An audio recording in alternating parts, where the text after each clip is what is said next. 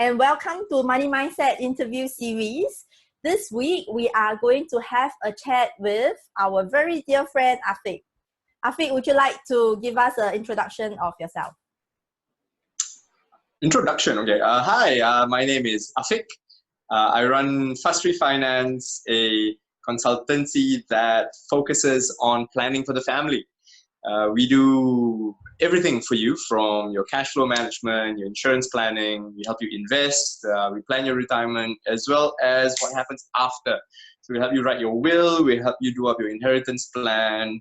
So essentially what we do is we take care of you from birth to death to after death. Because the afterlife is between you and God, but after death is how we help you and the family. Wow, that's very interesting. So I'm sure in the things that you do, money is very much a part of it, right? I would think. I'm guessing here. In fact, yeah, money is not just a part of it. Money really is everything about what we do. From the start to the finish, it all involves money, money, money. So managing it, saving it, investing it, making sure you keep track of where your money goes and it doesn't leak out and go everywhere. You never know. You never know. Good, very good. So we actually, so what we're going to do today is we're going to take a peek into your mind and how you personally feel. And I know all this is what you do for your clients. I'm sure what you do with your clients, you apply to your own life as well. So we want to understand a little bit behind your beliefs, the values, how you think about what money is. So I'm going to start with the first question, which would be, what does money mean to you? Money, money, money. What does money mean to me? Money, in short, really means options, choices. The more money you have, the more options and choices you have. It doesn't necessarily make you happy. I've met people with lots and lots of money, but are extremely unhappy. Money is potentially a way for you to buy the one resource that we don't have enough of. It's not love, it's time. With money, you can outsource certain tasks, free up a bit more time so that you can spend that time with the people you want to spend it with, on the things you want to spend it with. So to answer your question, money means options, choice and options. For specifics, well, apart from your typical luxuries like travel, buy my gadgets, it gives me the freedom to spend on my family. Things for my kids. Of course, I'm not saying I spoil them just buying them stuff, but at least when they want something like an enrichment class or books or education, I have that ability to say, okay, hey, daddy will pay for you. I can also use that money for charity. I'm a very big believer that the more you give, the more you get. And really, in my mind, money isn't really yours. It doesn't really belong to you. It's a trust. Somebody gives it to you, and what you do with it is very important. So giving back to people, the underprivileged communities out there is very important to me. So really, when I do get all the money I want, I know I'll be spending it on my family. I'll be spending it for charitable purposes. Money habits. Okay, money habit number one, you're going to make money. Okay, is making money a habit?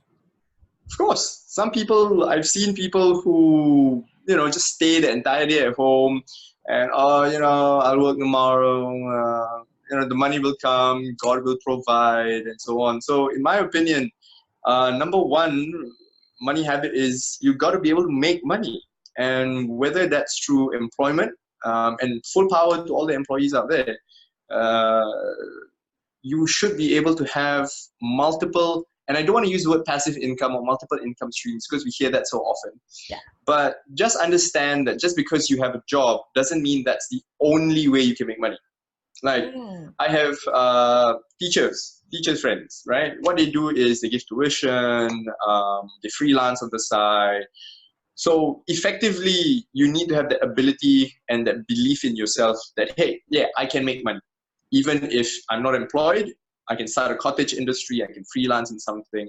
And that's a belief that a lot of people don't have. It's a mindset that, the only way I can make money is if I get a job.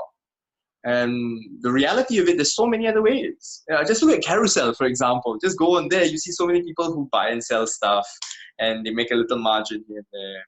So the number one belief for me is the ability to make money. I'm going to use my wife, Lena.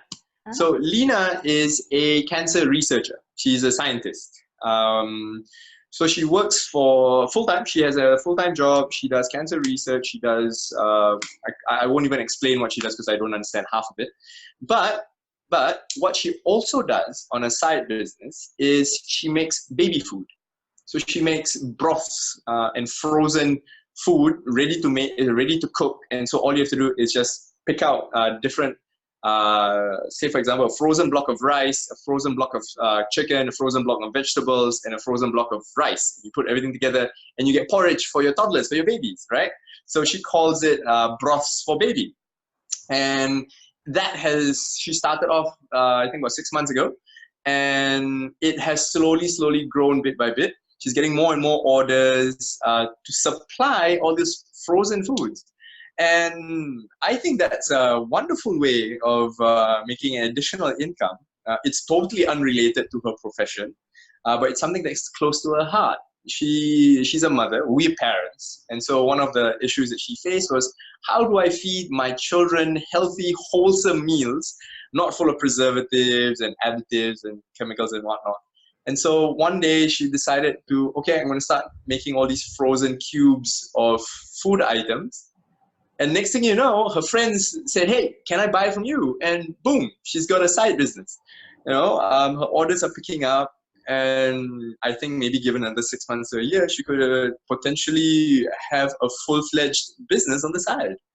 So really, you don't have to be constrained with your profession. It can really be anything that you do. Another example I can think of is myself. I do personal finance. I do a lot of personal finance. But on the side, a couple of my friends have actually said, hey, can I pick your brain about marketing? About how I can brand myself, brand my company, how I can reach out to more people and so on. And running my own business for the past 5 to 7 years now, I have a little bit of I wouldn't say expertise, but a little bit of knowledge. And so I started sharing. And a few of my friends just say, okay, I'm going to pay you. I'm going to pay you. Just help me do my branding and my marketing for me. So there's really many ways to make just additional sources of income. Wow, that's very interesting, and very inspired by your wife's story of, you know, doing up a business on something that is very close to her heart. And okay, I'm going to put in the advertisement for you right now. Anyone who is watching this and who is interested to buy the frozen fruit from Lena, let me know. I'll connect you to Afiq, who will connect you to his wife. Yeah. Awesome, thank you. That's great. And so besides that, given that you're in this industry and you've been doing it for quite a while, are there any money lessons that you have experienced and are open to share with our viewers? Money lessons. Well, I've realized something. A lot of people who are young, and I don't mean in their 20s, even in their 30s and their 40s, they're not investing. For whatever reason, whether it's fear, whether they're inexperienced or uneducated, or they just don't know any better, the vast majority of people I meet are not investing for whatever reason. And the reason I find that this is important is that if you're not investing, your money is just going to sit there in your account earning nothing. And if you know anything about inflation, you know it's effectively losing value, right? But if you're not investing, your money isn't growing. We can work until we're 60, but we're tired, and there'll come a certain point you got to stop working. And so from now till that point, your money has to work as hard, if not harder than you are, to generate more, and then you can just step back later on. And so for a lot of people who are not investing, go pick up a book. And I don't mean stock trading or options trading and try to be in and out. Learn the basics of investing, learn about proper portfolio allocation, and go read up. Or in fact, talk to an expert, talk to somebody who knows about investing and so on, and just get their opinion about how you should be investing. If you're below 45, you should be investing anyway. Above that, I'm not saying don't invest, but you got to be a bit more careful because you're getting closer and closer to retirement, so you got to plan a bit more carefully. But if you're anything under 45, just start investing. Too many people I know have not begun, and when they do decide to start, it's usually a bit too late. Other people as well. What is retirement to you? Probably specifically to you. Yeah. What is retirement exactly? So there's many definitions of retirement. The dictionary definition of retirement is the period of time when a person stops working, right? Yeah. But my definition of retirement really is being able to do what I want to do, when I want to do, with who I want to do it with. That just really means that I can work if I want to. I can do the job that I want to. And I have the freedom to, do it with the people I want to. I can start businesses with Lena. I can help her with Brothel Baby.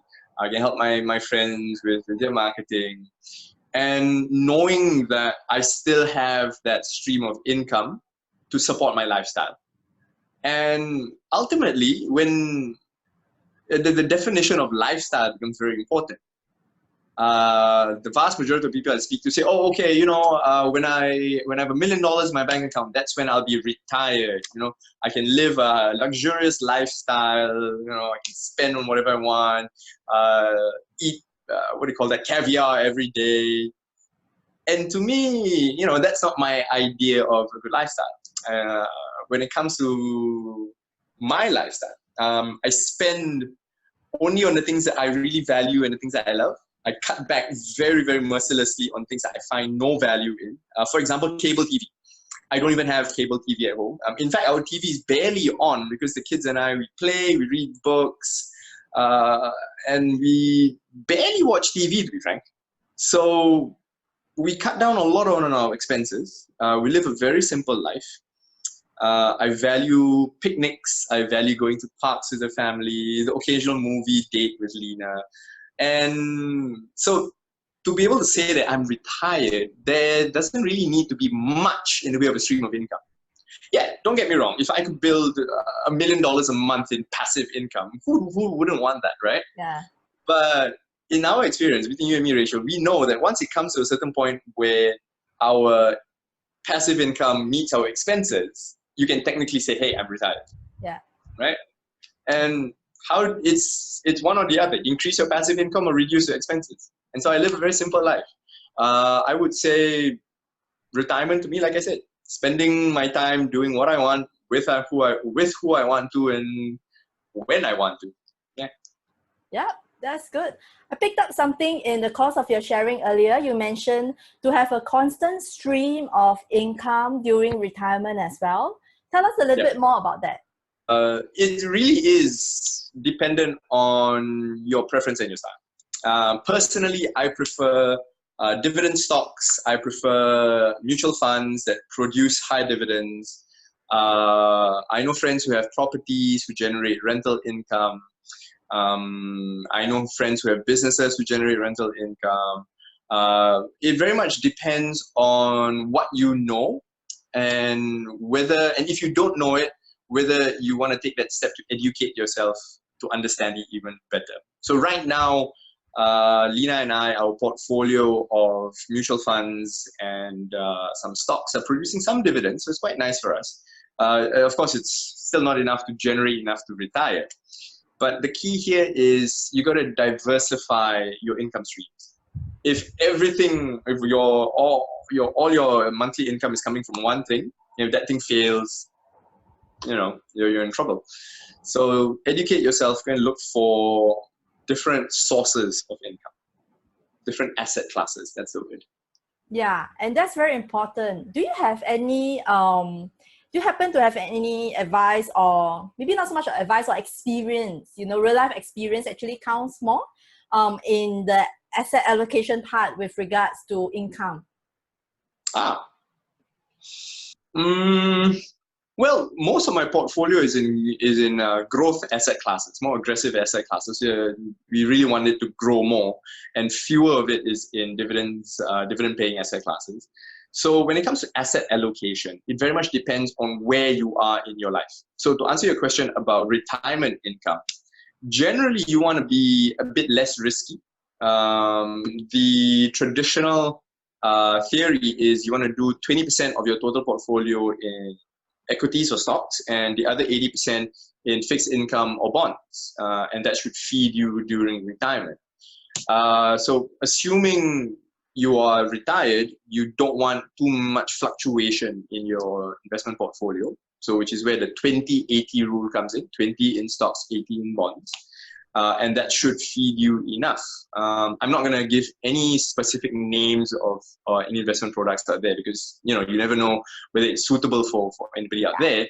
Yeah. And I advise people to do your own research and talk to a qualified professional to see whether that really suits your needs. Yeah. Cool. That's good. So one of the last questions that I usually end off with is, can you share with us what is the best money advice you have received or implemented in your life? Best money advice? Wow, there's so many. Many. Or a few. You can share with us a few. Okay, so if I were to pick one, if you really force me to just pick one, it's that you have to have rules. You have to have rules when it comes to your money, unbreakable rules, which will govern how you spend, how you save, how you invest. Because once you take out emotion from money management, it becomes automatic. So for example, my family and I, we have a hard rule. 10% of our income goes to investments. And that is a rule that cannot be broken. So every month, whatever income we have, 10% goes straight to our investment portfolio. And along that rule is our investment portfolio should not be touched. We review it once a year, yes, but we don't touch it. It's not for emergency funding. It's not for us to play with at all. So have rules. The first step is always have rules. Have clearly defined rules. Like for example, with our expenditure, our monthly expenditure should not exceed 55% of our monthly income. So that's a hard rule that Lena and I have. And so we track our expenses, and we know once it hits 55%, we either wait for the next month and we set goals for whatever stuff we want to buy. 10% goes to investments, 10% goes to our savings, 10% goes to education. We also make a hard rule, 5% goes to charity, at least 5% goes to charity. And of course, we also have an account that is for us to, how do I call it? We call it the happy account. So the happy account is for us to, go out for dinner, go fancy places, buy gifts for each other. And so that's also another 10%. So that totals up to about 100. So have rules, Because once you have these rules, everything else falls into place. You're investing, you're saving, you're spending, your luxury account, your charity, all comes into play. So that's amazing. How do you implement that? Is it automatic? Do you do automatic transfers or into different bank accounts? Yeah, so we've got multiple bank accounts in the same bank. So we open up those what do you call those online accounts or something that don't come with ATM cards, they don't come with fees and so on. Okay. But the balances in them are high enough right now that even if there were fees, we wouldn't be charged.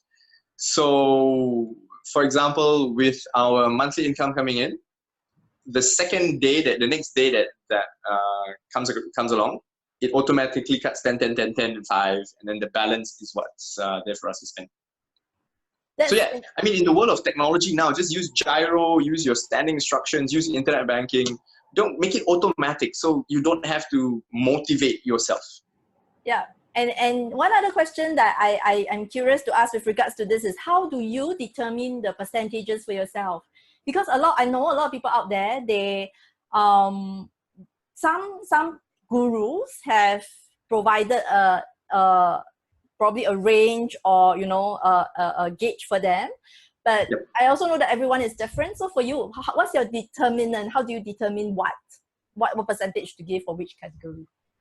Okay, so for us, I use similar to the 6 jars by was it half acre? I can't remember. One of the gurus out there was talking about the 6 jars.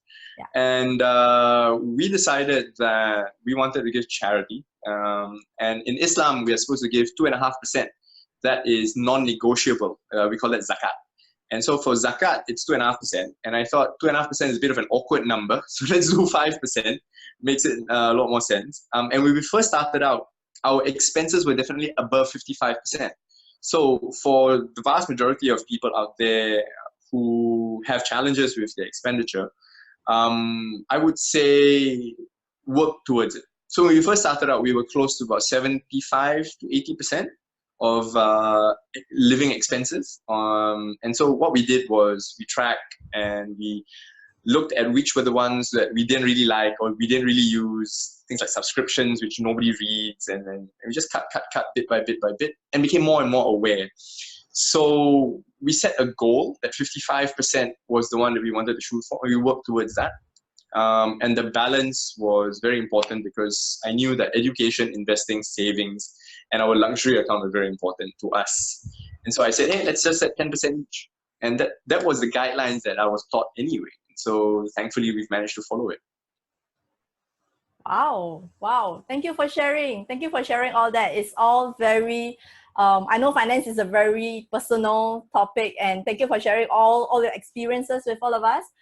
Anything else that you would like to share with our viewers before we end up? Take action. I mean, we take action. Yeah. It's a very underemphasized, it's a very overemphasized phrase. Everywhere you go, people say, oh, take action. But the vast majority of people out there that I've met, they can say anything they want. Oh, I wish. But when it comes to actually doing it, the fear and the procrastination kicks in. So I would say, come up with a plan and a strategy. So here's what we do. Here's what Lina and I do. We set our goals and our dreams, what we want. So that's what we want, super clear. This is what we want, and this is why we want it. And then we have a plan. And so we break it down with time. People say SMART goals. There's also FAST, fast goals, and so on and so on. So depending on how you do your goal setting, it's entirely up to you. Have a goal, have a plan to achieve that goal. Then the last step, which is the most important really, is just start doing it. Tough it out. It's going to be difficult at first, but they say it takes 21 days to build a habit or something. Yeah. So just keep at it. So define your goals, have a plan, and take action. Wow, amazing. Very, very good advice. Take action. So that's all we have. Thank you for your time for today. Really, really, really appreciate your time. My pleasure. Thank you. And thanks, Rachel.